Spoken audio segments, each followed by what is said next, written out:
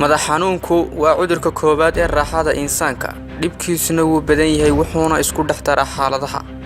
madax xanuunku waxa uu leeyahay sababooyin aan la soo koobi karin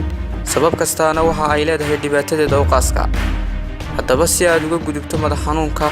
waa inaad ka hortagtaa marka horena aad raacdaa ficilada iyo caadooyinka caafimaad ee nolosha si aad uga hortagto dhibkaasi oo dhan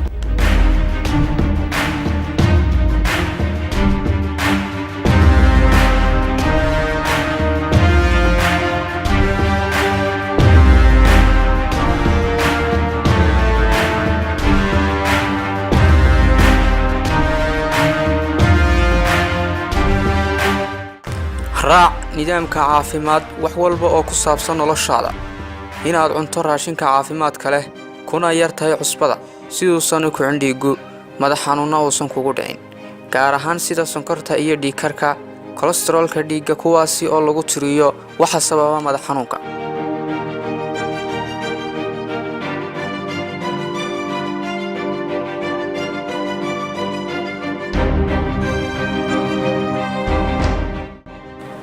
samee maalinkaaga ballamo toosan oo nidaamsan maxaa yeelay nidaamkan waxa uu kaa yareynayaa walwalka iyo xanaaqa badan taasoo sabab u ah in aad ku soo daahdo hawlahaaga gaarka ah kaana yareynaysa madax xanuunka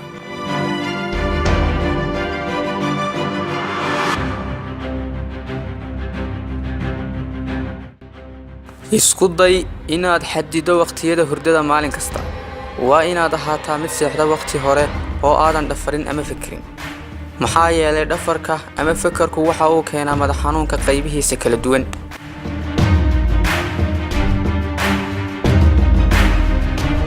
waa inaad joogtaysaa jadwal maalmeedkaaga iyo wixii ku saabsan inaad maalintii qabato oo ah inaad iska ilaaliso xilliyada aad isticmaalayso haddii ay jiraan daawooyin lagu soo qoray iyo inaad cunto raashinka xilligiisa si aad u hesho raaxo jir ahaaneed iyo caqli ahaanba sidoo kale waa inaad iska ilaalisaa fikirka maxaa yeelay waxa uu sababi karaa madax xanuun halisa waa inaad laasimtaa dhisitaanka jirka maalin kasta maxaa yeelay waxa uu ilaalinayaa dhiigga wareega ee jirka si aad u wanaagsan isagoo insaankan ay ka badbaadiya madax xanuunka sidaa darteed waa inaad samaysaa jimicsi kasta hadduu doono ha ahaado mid aad u yar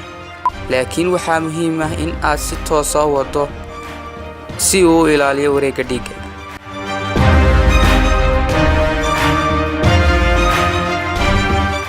haddii aad raacdo talooyinkan caafimaad kuna dhaqanto waxaa hubaal ah in aad ka badbaadayso waxyaabo badan oo khatar ku ah noloshaada